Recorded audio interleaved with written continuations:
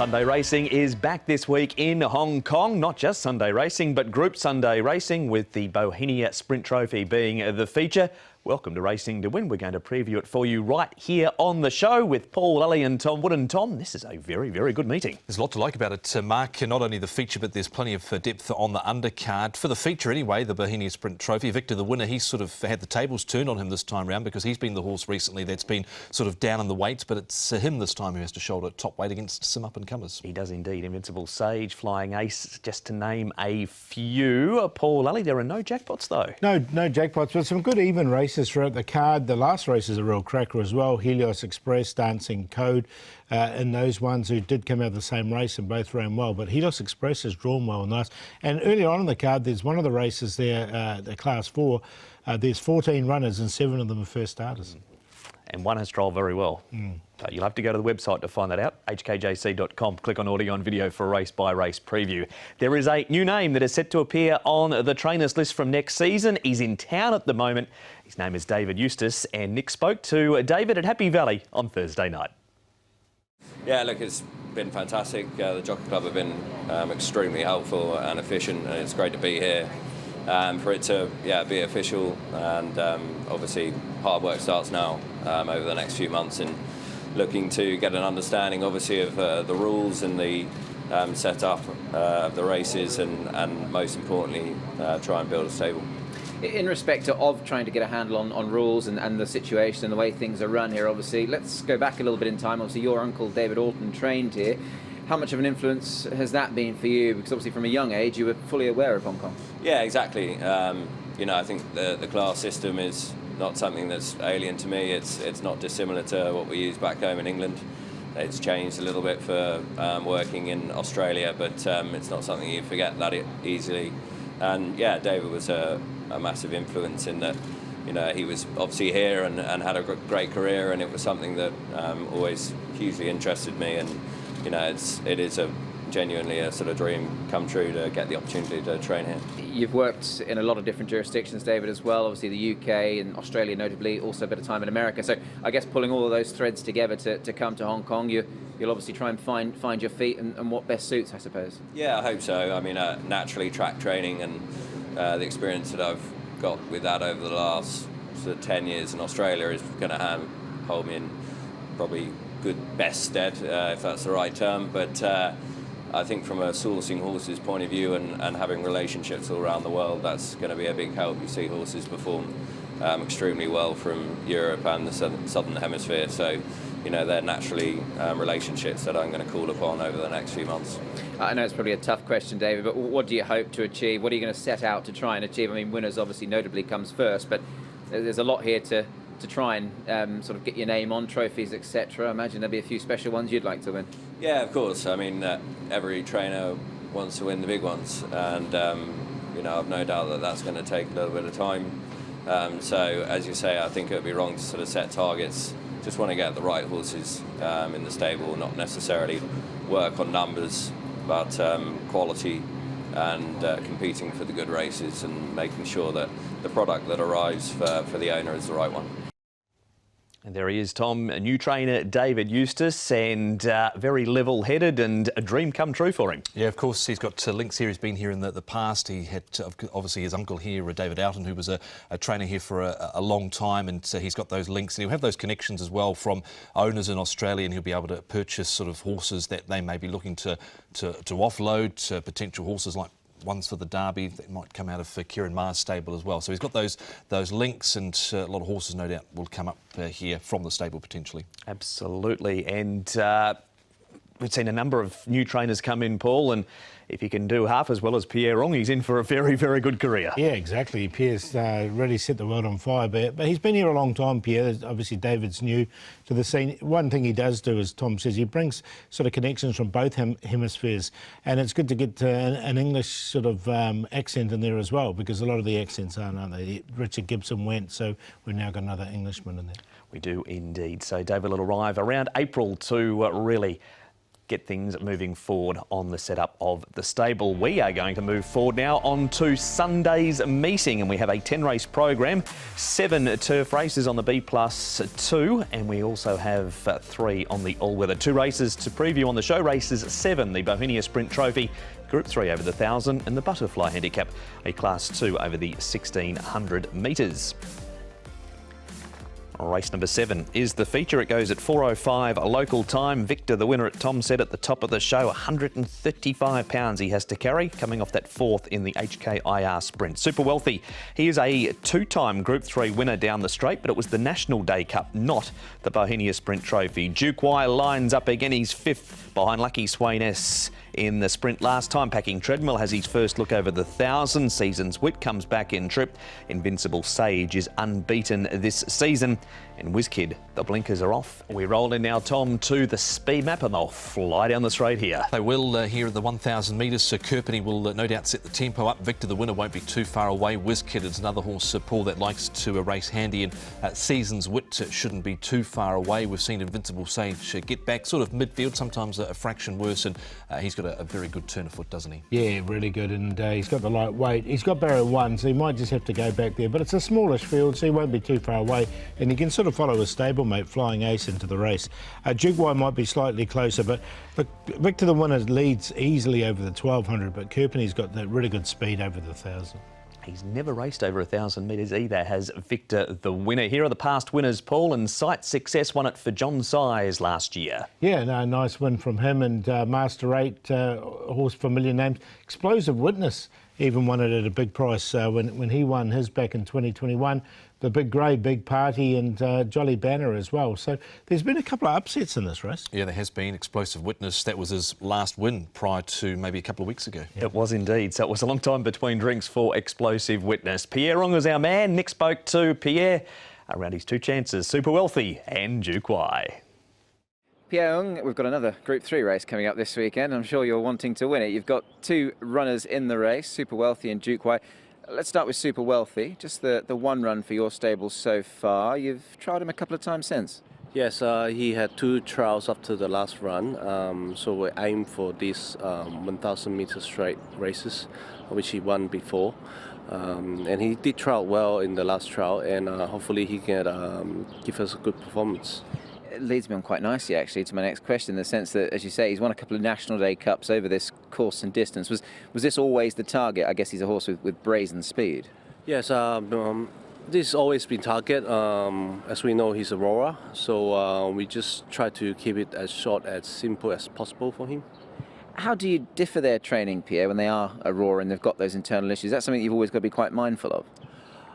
We just have to roll along, take along. We couldn't do anything else.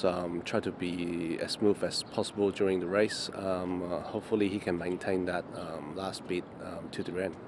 Yeah, those 2 National Day Cups, of course, for David Hayes when with him. He's going to be joined by your grand old servant, Duke Y. Now, I think he's a very interesting runner, Pierre, because he's got plenty of form down the straight, and he was actually a dead heat 3rd in this 12 months ago. Yeah, 12 months ago he was unlucky. He didn't get a clear run. Of course, we aim for the Group 3 for him, and he ran the last race was pretty promising as well. So hopefully not getting top weight, and he can do something as well. Both horses have obviously trialled really nicely. Have you been happy with how Duke Y's come through the trial as well? Oh yeah, he did miss the start a little bit, and then he picked it back up and finished off really well at the end. So he should be in good form, and I hope both of them can get into the prize money for me. Talking of prize money, he picked up a nice prize money check last time. Of course, 5th in a Hong Kong sprint. I mean, he's a horse who, I guess without doing him too much of a disservice, is probably just that notch below top class, but these races perhaps suit him that bit better. But I mean, he's done a wonderful job for you and the owners. Yeah, he's always competitive in Group 2 and 3s, and runs his race in Group 1. So hopefully he can get the winner of the season for the honour. Must just ask you, after last weekend, how was the dinner? Oh, it was good. Not too tipsy. So I'm looking for another one. There he is, Beerong with the two runners in Super Wealthy and Duke Y. Opposition, though, Tom, includes the following horses. We're going to roll this on the all-weather from the 600. Kerpenny Packing Treadmill. Flying Ace comes from a long way back. Pinghai Galaxy just gives them the slip on the home turn, and he couldn't quite get him, Flying Ace. Yeah, and you just have to maybe sort of question, did Zach just leave it maybe a little bit too long to push the go button on Flying Ace? You can see him, he's a fair way off coming towards the home turn here and really picks up strongly. I think he should have won this race probably, Flying Ace. He's obviously out of the handicap here, Paul, and there's a bit of unknown about him really with course and distance in 1,000 metres because he's not tried it before. No, he hasn't. As you say, he's been really unlucky in his races. Look, this is a rich race. He's stepping up to the Group 3. He comes in with a lightweight, though, which is a positive as well for him. So I'm going to include him just on a minor line, Flying Ace, because I think the ability's there, and he just hasn't had the rub of the green in his last few starts. Here's his recent trial, and you can see in this recent trial he sort of sat a little bit handier, was pushed out a little bit, but did what he had to do. And talking about luck, he's not had any real decent barrier draws for quite some time. In fact, probably you could argue his whole career he's had pretty much ordinary barriers right the way through. But straight track here, but I just wonder, 1,000 metres, not overly convinced by it. And that was Flying Ace. So maybe with him. Our next replay, Tom, features a Seasons Wit running second. This was over 1,200 metres. Exponential wins the race. He is a horse that is more than proven at 1,000. And this horse here, Seasons Wit, is a four-time winner over 1,000 metres. But they've all been at Happy Valley. But I don't think he's going to disgrace himself in this race. He stalked the pace. He was slightly on heels down the side last time out in this and then loomed up and had a decent kick in the straight. I've got him in here, Paul, just with his record 1,000 metres. Yeah, good 1,000. He's been down the straight once and ran fourth earlier on in his career, Seasons Wit. He was on the cusp for me. It was him or Flying Ace, and I went Flying Ace of the two. And finally, Paul, we're going to look at Invincible Sage, who has been a find over the 1,000 metres. He's unbeaten this season. WizKid runs fourth. He has won down the straight, but his best form is at Happy Valley. We've also got Kerpenny on the pace, which he might be again on the weekend. And We Are Hero doesn't mind 1,000 metres, but he is way up in grade. Yeah, and he's out of form a bit at the moment, We Are Hero. But Invincible Sage isn't. He just keeps winning them in a row, this horse. He comes in with a really good weight, 115. So he's unbeaten this season, 3 from 3 down the straight 1,000. He's a specialty down here. I think he can win this race. He should really be probably unbeaten course and distance. That's one of those first up runs that he had that he was really, really unlucky, couldn't get clear. See, old We Are Hero, he was sort of snatched up there late, ran into backsides there, but he has to step up. He's £6 out of the handicap here as Invincible Sage, but that didn't stop Taj Dragon when he won the other day. So with that turn of foot, I think he can win. I want to ask both your opinions. We saw him in the replay with the Pierre Duke Y. Victor, the winner, how do you see him in this race? No, I think he's one of the main chances as well. He trials really well down the straight 1,000. He hasn't raced on race day. He's got to carry the weight, but he's the class horse in the race. He had a super run in the sprint there behind, of course, Lucky Swainess. He really produced a good kick and probably was peaked on his run late, but he was far from disgraced against a few of the big guns. And does he figure in your top four? Yeah, he does. I'm going to put him in as the Quinella horse, actually. On top, though, I'm going to go with Invincible Sage. He looks the one to beat for me. Form Victor the winner. Duke Y's won off this rating before of 112, and he has won down the straight 1,000, so I want to include him. His was a terrific run as well in the sprint. He finished off really strongly, and then Flying Ace on a minor line. 8-1-3-7. I've always been a fan of Invincible Sage, and even though he's out of the handicap here, I think he can step up and win this race down the straight. Victor the winner, he's the class angle in the race with the rating of 119. Big weight to shoulder here, though, Hugh Bowman and Danny Shum. Duke Y goes, and he's got a pretty good record down the straight. He's only missed top 3 once, has Duke Y, getting on in age, but seems to be still enjoying his racing. And Seasons Wit, maybe a little bit of a throw at the stumps here with him, but I think he's going well enough to figure it a minor prize. 8-1-3-6. And that is the preview for race number 7, the Group 3 feature. Off to a break here on Racing to Win. Back with a whole lot more right after this. Welcome back. You're watching Racing to Win as we preview Sha Tin on Sunday for the Bauhinia Sprint Trophy Day. It's after the break. You know what that means. It's time for the screen to roll up. On cue. Yes. The last run reminder, Paul. Patch of Theta, 1 start for a third. Really good run. On his debut, he ran really well, and he finished off third. We can see that run now. He was drawn the inside, which probably didn't help him at all. He got back, Prince of Theta, and we can see in this particular contest that he'll learn a lot from it. And they didn't go overly fast. It was sort of close to standard, as you can see, but now he steps up to the 1,200 metres, and he was doing his best work late, this horse.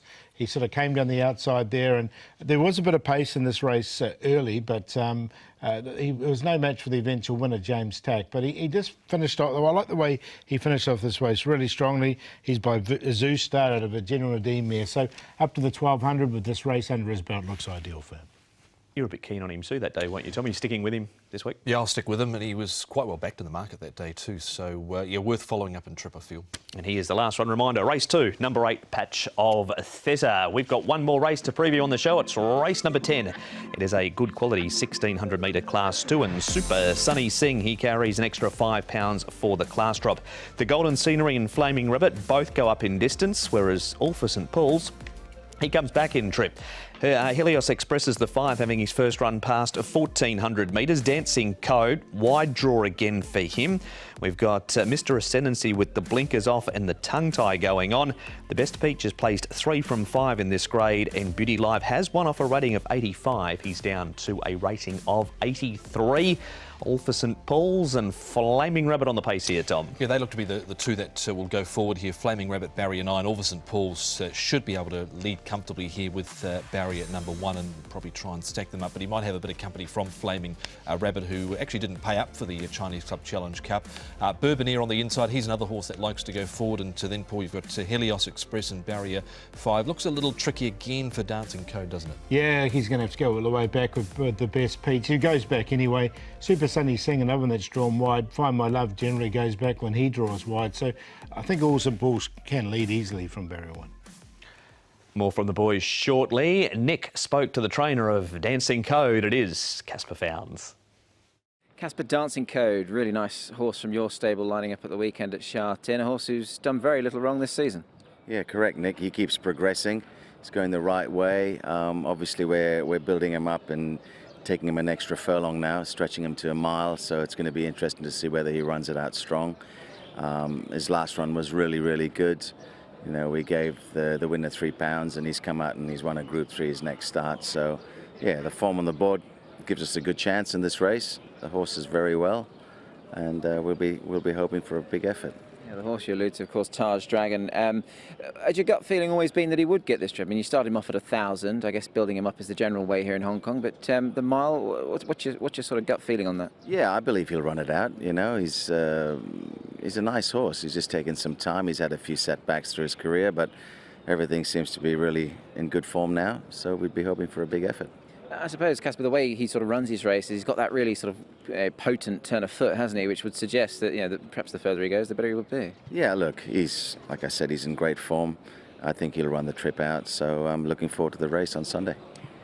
As for the form of the stable, you're happy with the way things are going so far since we've turned the corner for the year? I mean, you've got a few nice horses still to unleash. Yeah, we've got a lot of new horses to unleash. Obviously, frustrating runners, seconds and thirds, but that's part of our game. But the horses are running well, so there's no complaints. That is Casper Founds. Paul, we saw the replay of Dancing Code in that interview. So many horses finished behind him, but he just can't draw a gate. That's the problem, isn't it? He's going to have to go back once again. And both him and Helios Express drew wide last time, but Helios Express has now been blessed with a better draw. But he's going to have to go back Dancing Code. But look, he's a good horse. He's just hasn't had the rub of the green. He's only had one barrier draw inside of 9 in his last 5 starts, so he's not had the rub of the green there, but was a very strong run. Taj Dragon, we know the form there, and he only just missed by a short margin. He's going to be ridden, Tom, by Andrea Zaney. We can look at his stats now, and you think he could be a rider to follow on Sunday. Yeah, he's had 17 winners so far. Of course, he had the big scalper on New Year's Day of Taj Dragon with the Chinese Club Challenge Cup, but 15 seconds, 14 thirds, very consistent across the board there, a win rate of 7.7%. So he's having a terrific time of things.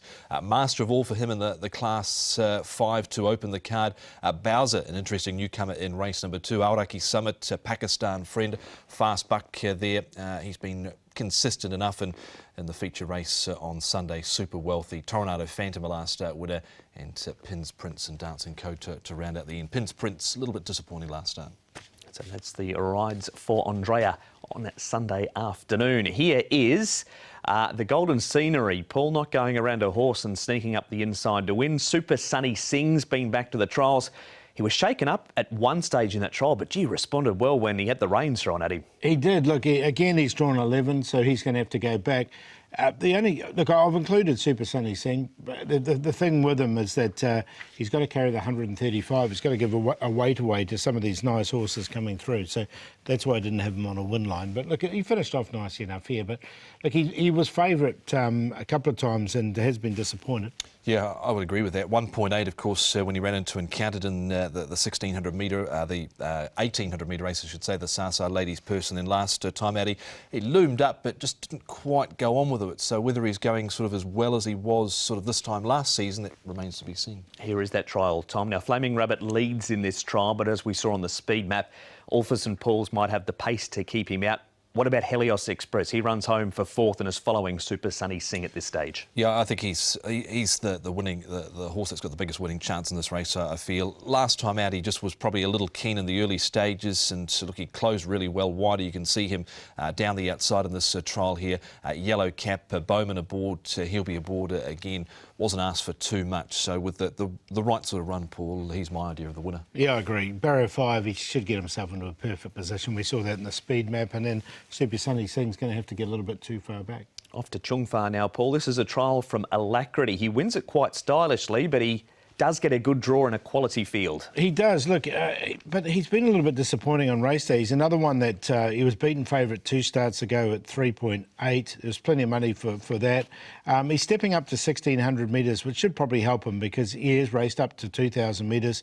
Those last 2 runs have been over 1,400 metres. But I thought he had every chance behind Taj Dragon last start. Yeah, he just might have been 1 point in the home straight there where he might have been slightly disappointed for a run. He was only beaten 1 1/4 there, so he's going well enough up in distance to figure in this, I feel. That is a breakdown of runners in race number 10. Who wins, Paul? I'm going to go with Helios Express from Barrier 5. He's going to get the perfect run, I think, from that draw. 5 My Love. Now, he's been running some pretty good races. Again, he hasn't been blessed with a good draw. He's drawn barrier number 10, but has run well from the back. And that second behind Dromberg Banner in particular was good last time. Forget his last run because that was at Happy Valley. Wasn't really suited there. Super Sunny Singh with the big weight, and then Dancing Code from the back. 5817. Yeah, 5 on top for me is the Helios Express. I think he's going well, and he should be good enough to take this race out. The son of Toronado. Super Sunny Singh, give him another chance. He need a bit of luck from barrier 11. The hood is coming off. The best peach I thought ran okay last time out, and Alacrity down towards the bottom as well. 5, 1, 11 and 12. It's a good race at the end of a very good meeting. And speaking of ends, we're almost at the end of the show. That means it is time for the best bets.